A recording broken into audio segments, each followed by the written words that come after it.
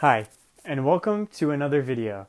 Now, today I'm going to be taking a look at the lighting kit for the LEGO Disney Castle set 71040.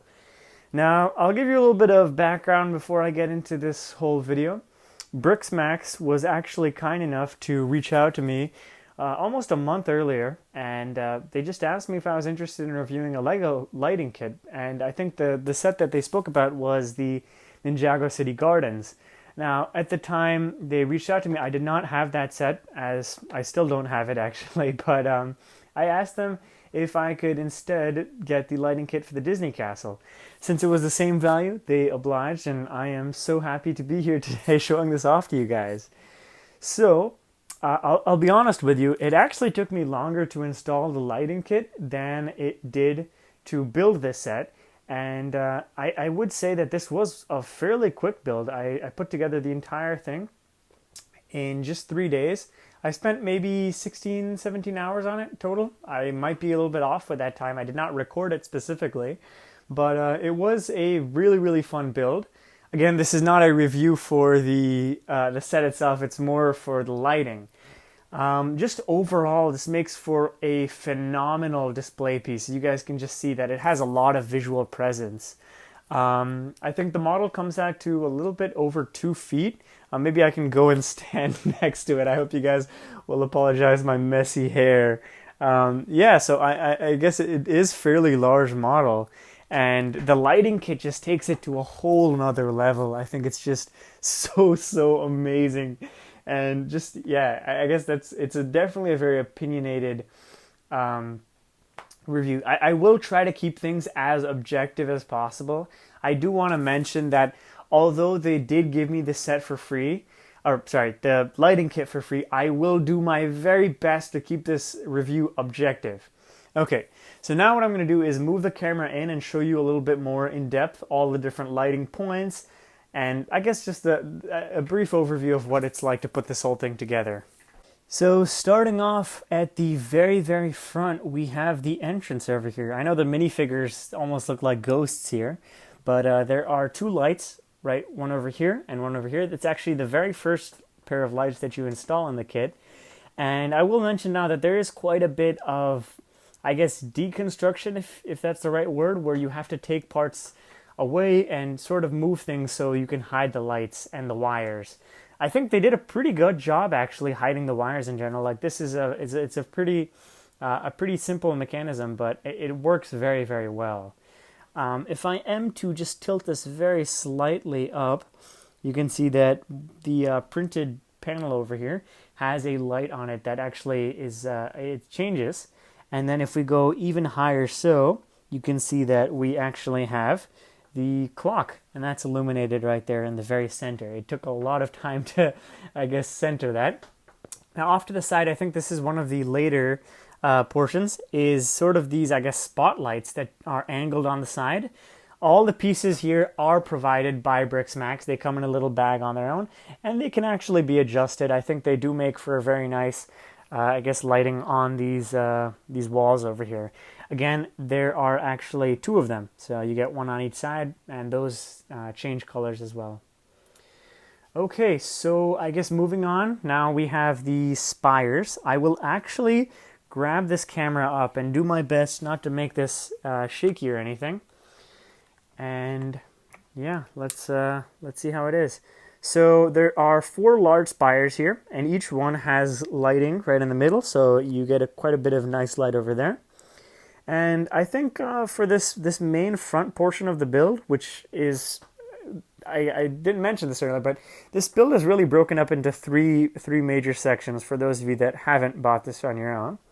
This large front area is its own little thing.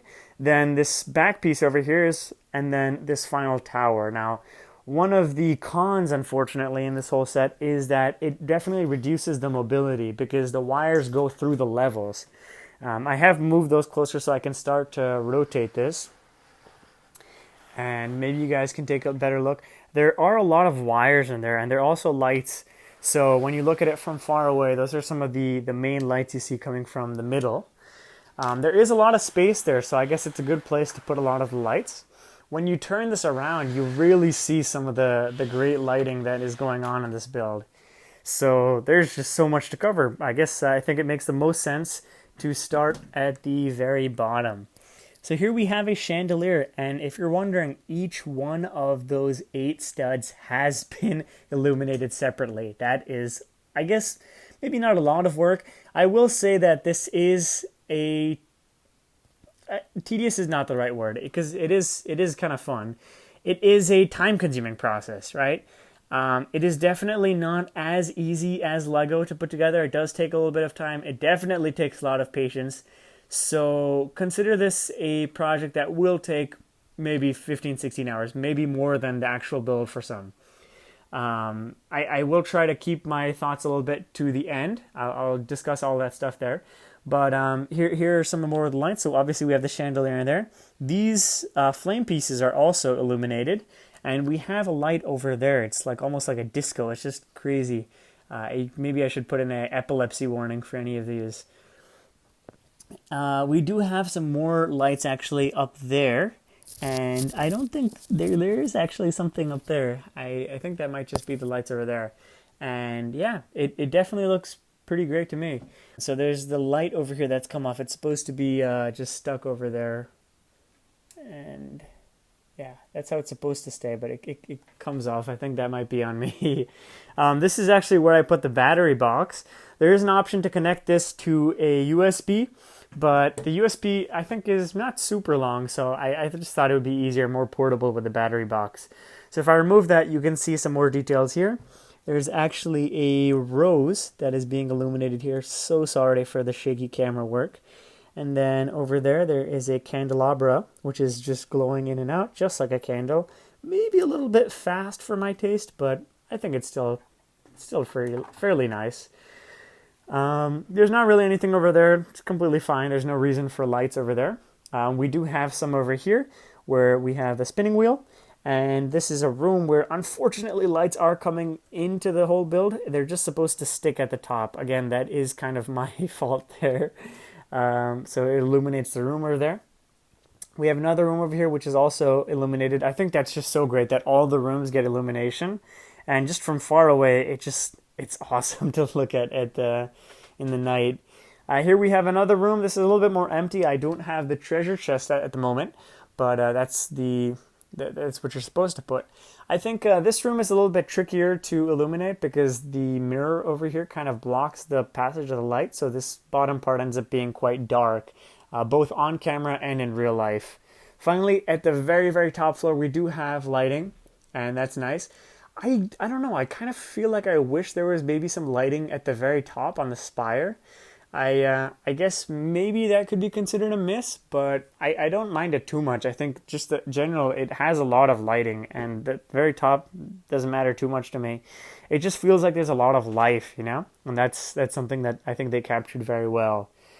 I do wonder, maybe it's a bad place to put the battery, but I'm not sure if there's any other great place too. So now that I've given you guys a whole overview, I think it's appropriate for me to tell you guys what I really think about this. So before I get into the negatives, let me share all my positives. So this just has a lot of appeal to me personally because it just looks so great on display. This was actually my first lighting kit that I have purchased. I have installed custom lighting kits on my own, and by that really all I mean is just fairy lights that I've installed into custom builds and some modulars. I think it was a good experience. I really love how everything was packaged. The instructions were fairly easy to follow, a little bit confusing at times, but it was good. I think one of the best things that I would really like to commend Briksmax for is their great customer service.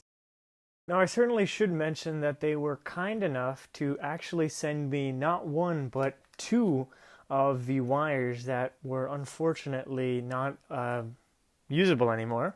And in addition to that, a cool little Lego Hulk figure that was totally unnecessary, but I think that was such a nice gesture on their behalf. I think that elevates my rating for this whole lighting kit very high.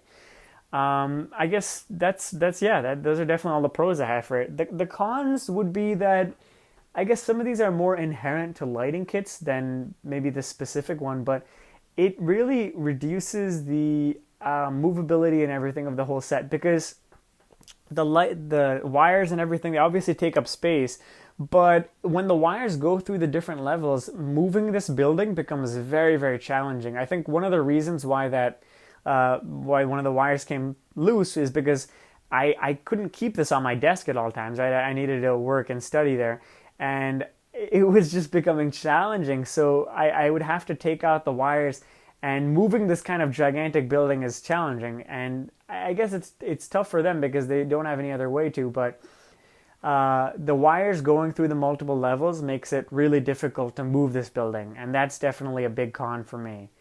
The process is tedious. I know I didn't want to use that word before, but I think it might be a little bit appropriate. It takes a lot of time to put this together. I spent a really long time on this. And for that reason, I don't know if it is for everyone. Compared to a Lego set, is not as easy to follow. There are some tricky moves, I guess, where you have to take out whole parts and really just disassemble quite a few things. And I guess finally let's discuss the price. So I didn't obviously receive this for free, but if you wanted to go ahead on Amazon and buy this today, I think it comes out to roughly $95. That's the Briksmax kit. And that's a decent amount of money, especially if this is a $350 kit. You are spending a little less than 1/3 of the price. So I definitely consider this to be a novelty item, even more so maybe than the Lego kit. If I was to give this a rating out of a 10, I think I would give it maybe an 8 or, probably a 7 or an 8, right? The points lost are mainly just for the ease of access and putting it together, that it might be a little bit challenging for some. Personally, I think this just looks amazing on display. I am so tempted to just leave this up forever. If it wasn't for my hatred of dust accumulation on Lego, I would really just leave this up. The product is unmatched. Might be one of my favorite displays of all time. That's one of the reasons why, in spite of some of the downsides, it just is so high for me. I have maybe even rambled for quite a bit. Why don't you guys share some of your thoughts in the description or in the comments below? I don't know if I'm going to get any more lights kits, but maybe you guys have some stories you want to share. Maybe this has inspired you to buy one. I will do my best to leave a description. I will do my best to leave a link to this lighting kit in the description. Hopefully you will have a good experience as I did. And I look forward to hearing from you guys. Thanks again, and have a great day.